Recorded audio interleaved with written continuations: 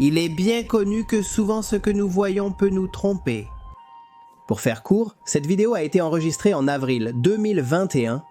On pourrait penser que nous sommes en présence d'un très bon père qui aide à entraîner, qui nous pouvons supposer est son fils. Voir cet homme ne semble pas annoncer quelque chose de sombre ou de mauvais. Cependant, les choses sont sur le point de prendre un tournant terrifiant. En effet, Corey, âgé de 6 ans seulement, est le fils de Christopher, l'homme qui le regarde courir. Ce qui est une erreur, c'est de penser que Christopher veille au bien-être de Corey.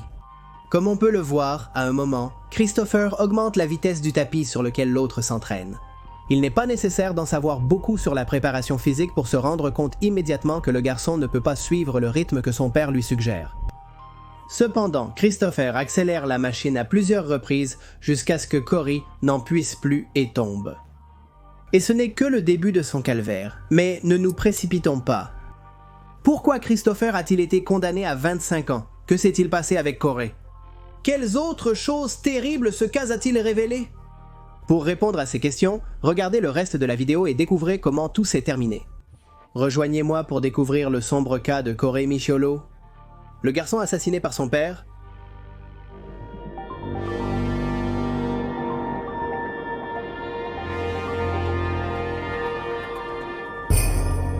Le garçon. Christopher J. Gregor, originaire du New Jersey, a toujours été considéré comme un élève du tableau d'honneur dans son école.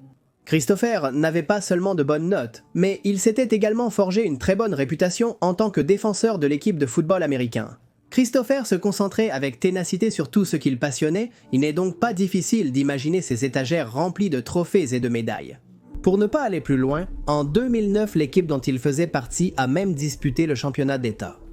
Et personne n'a douté que cette audace n'aurait été possible que grâce à la valeur ajoutée que Christopher apportait à l'équipe. Son professionnalisme, son esprit d'équipe et son optimisme ont été cruciaux pour cette saison. Les fans l'avaient applaudi debout à plusieurs reprises et ses amis l'admiraient.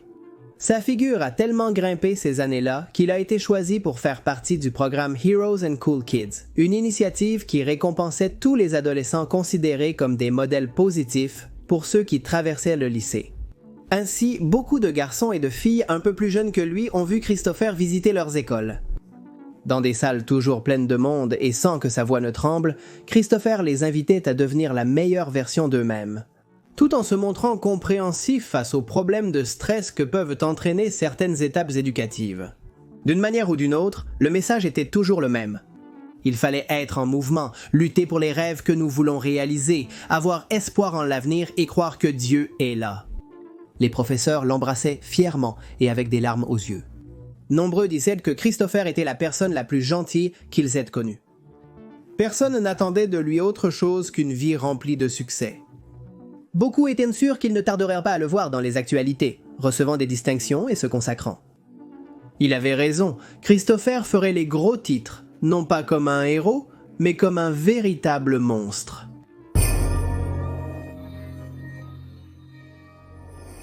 Dès qu'il a quitté ce programme qui lui a fait fréquenter de nombreuses écoles, la personnalité de Christopher a commencé à changer. D'abord, les changements étaient subtils. Le garçon est devenu plus réservé, moins réceptif, et son grand sourire s'est assombri. Bien que rare, il était également vrai qu'il était encore très jeune. Et lui-même avait averti dans ses discours qu'on ne peut pas toujours être heureux tout le temps. Son entourage s'est un peu plus inquiété lorsque de l'irritabilité s'est ajoutée au cocktail. Christopher est passé du silence à la violence envers ses amis et sa famille. C'était une époque pleine de brouillard, qui a atteint son point culminant en novembre 2010. À cette époque, Christopher étudiait à l'université Wesleyan dans le Connecticut, et d'environ 3200 participants. Ce fut une énorme surprise pour tout le monde quand ils ont découvert le garçon volant dans la chambre d'une résidente. Plus surprenant encore, il était ivre au moment des faits. Et ce n'est pas tout.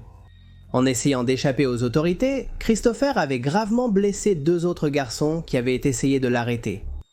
Après son arrestation et quelques heures passées derrière les barreaux, Christopher semblait avoir eu un déclic.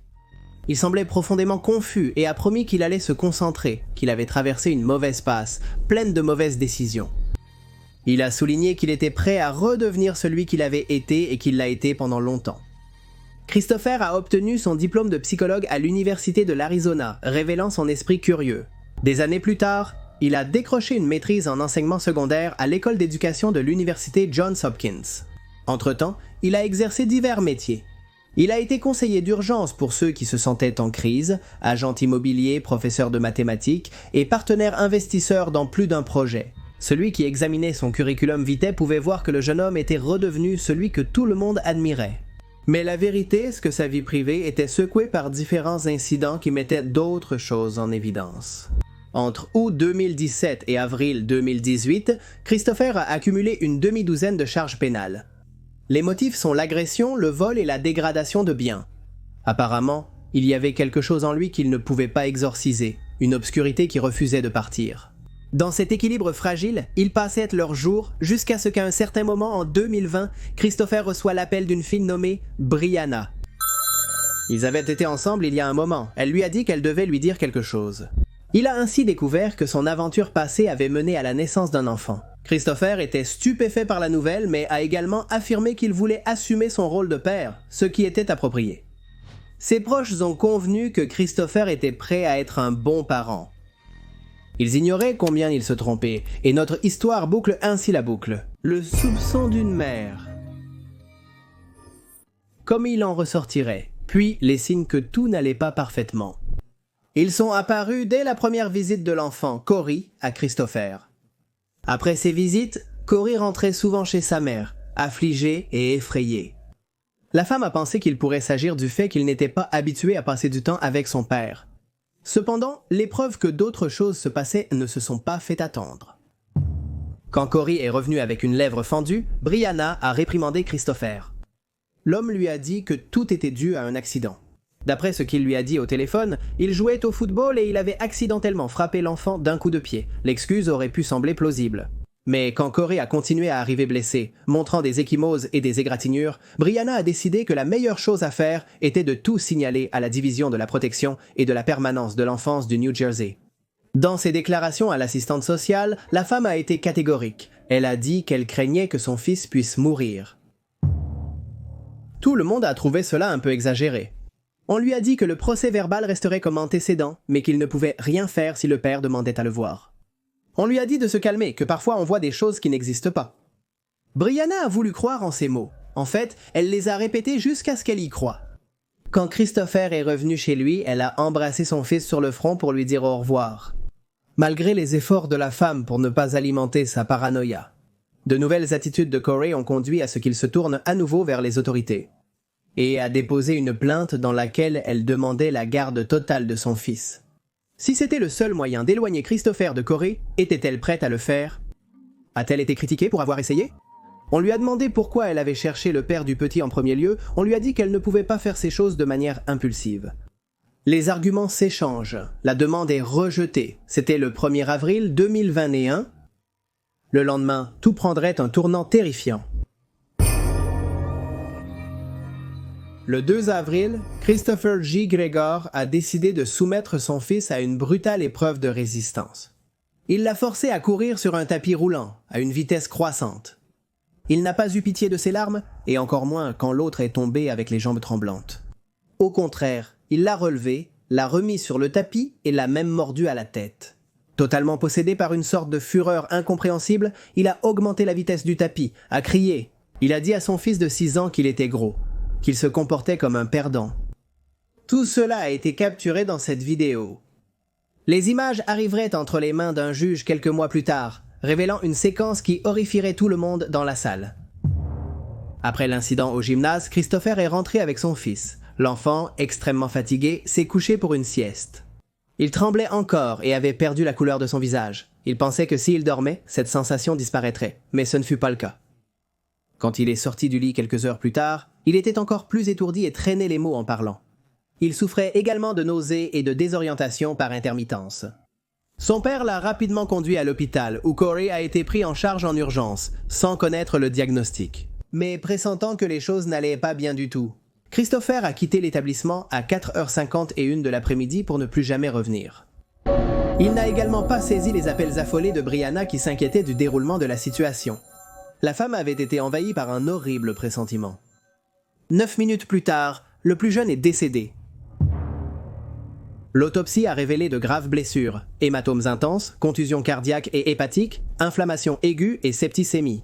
Les résultats de l'autopsie ont révélé que Corey est mort suite à des blessures infligées par des objets contondants, ce qui a démontré le sévère abus physique auquel il avait été soumis depuis longtemps. Les preuves étaient suffisantes pour engager des charges plus sévères contre Christopher, c'est pourquoi un mandat d'arrêt a été émis. Enquête procès. Le procès contre Christopher J. Gregor a été intense et révélateur. Initialement, l'homme a été accusé de mettre en danger un mineur, mais des preuves supplémentaires ont conduit les procureurs à porter des accusations de meurtre.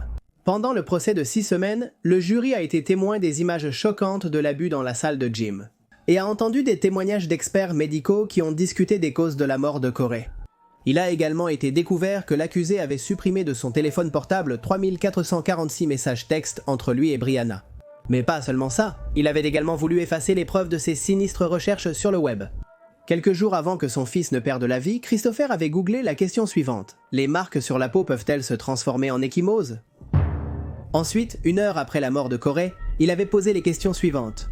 Ma voiture peut-elle être surveillée? Et mon téléphone peut-il être surveillé s'il est en mode avion? Comme si cela ne suffisait pas, il avait également écrit « Si un homicide est déterminé par une autopsie, combien de temps faut-il pour porter des accusations ?» Malgré ces preuves accablantes qui dépeignaient Christopher comme un meurtrier qui avait prémédité son action, la défense a tenté d'argumenter que Corey était mort de sepsis causé par une pneumonie. Le pathologiste légiste consultant a affirmé sans aucun doute que c'était impossible. Il a souligné que la mort de Corey était un homicide, ajoutant de graves accusations de maltraitance d'enfants. Il a découvert une lacération dans le cœur de l'enfant, ainsi que des blessures à la poitrine et à l'abdomen, une contusion pulmonaire gauche et des lacérations et contusions au foie. Le procès de 6 semaines s'est conclu par une peine de 25 ans pour Christopher. 20 ans pour homicide involontaire aggravé et 5 pour mise en danger de la vie d'un mineur. Jusqu'au dernier moment, Christopher a nié toute responsabilité dans le meurtre de son fils, mais s'est excusé d'avoir causé de la douleur. La mère de Corey a fondu en larmes et a assuré que l'enfant serait toujours tout pour elle. L'affaire a choqué la société dans son ensemble et a servi de point de départ pour mettre en lumière des statistiques effrayantes. Les données du Federal Bureau of Investigation de 2022 indiquent qu'environ 1000 enfants sont tués chaque année, principalement par des parents, des proches ou des gardiens. En plus des homicides, la maltraitance des enfants en général est également alarmante. Le Centre pour le contrôle et la prévention des maladies estime qu'en 2020, plus de 618 000 enfants ont été victimes de maltraitance ou de négligence aux États-Unis. Que signifie tout cela? Même si les images de la vidéo peuvent paraître inhumaines, c'est une réalité quotidienne.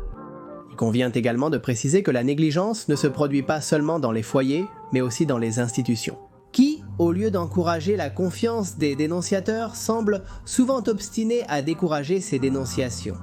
Ainsi, les plus vulnérables restent sans protection et à la merci de terribles monstres sans pitié. Des monstres qui ne vivent pas dans le placard ou sous le lit. Des monstres que beaucoup appellent souvent maman. Oh papa.